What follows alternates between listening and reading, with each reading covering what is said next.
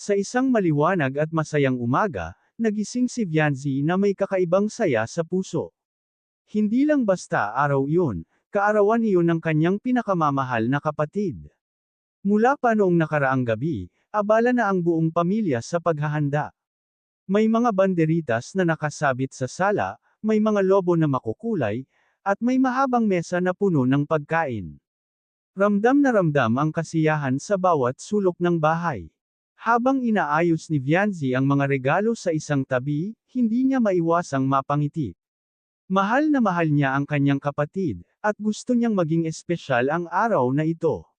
Ngunit sa kabila ng kasiyahan, may isang tao siyang hinihintay. Si Edo, may kakaiba kasing presensya si Edo sa kanilang buhay.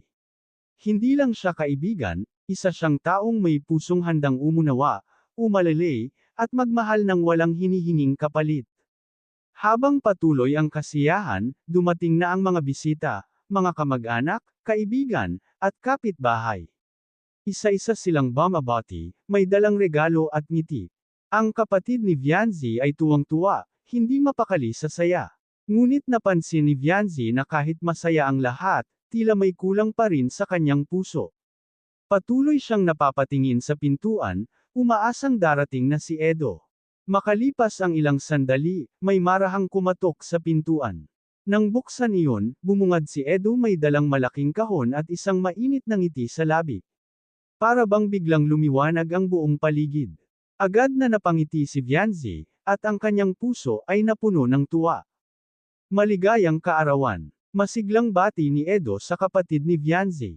Makikita sa kanyang mga mata ang tunay na saya at malasakit. Hindi lang siya basta nagdala ng regalo, dala niya ang presensya ng isang taong tunay na nagmamahal. Ang regalo dala ni Edo ay hindi lamang isa, kundi marami. May mga laruan, libro, damit, at kahit simpleng sulat na may laman na puno ng pag-asa at pagmamahal. Habang isa-isang binubuksan ng kapatid ni Vianzi ang mga regalo, palakpakan at tawanan ang naririnig sa paligid. Ang bawat regalo ay may kwento, may intensyon, at may kasamang kabaitan. Lalong humanga si Vianzi kay Edo. Hindi dahil sa dami ng regalo, kundi dahil sa paraan ng kanyang pagbibigay. Hindi siya naghahangad ng papuri, ang gusto lang niya ay mapasaya ang bata at ang buong pamilya. Tahimik siyang nakaupo sa isang tabi, pinagmamasdan ng kasiyahan, ngunit handang tumulong kung kailangan. Sa gitna ng kainan, pagtatawanan, at kwentuhan, nagkaroon ng sandaling tahimik si Vianzi. Tumingin siya kay Edo at doon niya naramdaman ang lalim ng kanyang damdamin. Hindi lang basta paghanga iyon, isa iyong malalim na pagmamahal na nagugat sa kabaitan, malasakit, at tunay na puso ni Edo. Para kay Vianzi, si Edo ay isang taong bihirang matagpuan.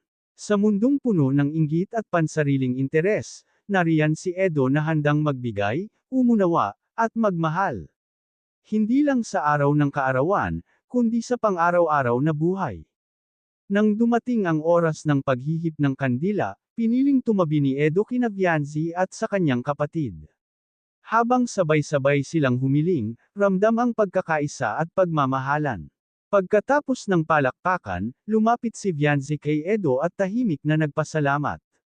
Sa gabing iyon, habang unti-unting nag-uuwian ang mga bisita at humuhupa ang ingay, nanatili sa puso ni Vianzi ang init ng araw na iyon. Ang kaarawan ng kanyang kapatid ay naging mas makulay dahil kay Edo sa kanyang presensya, sa kanyang kabaitan, at sa pagmamahal na walang kapalit.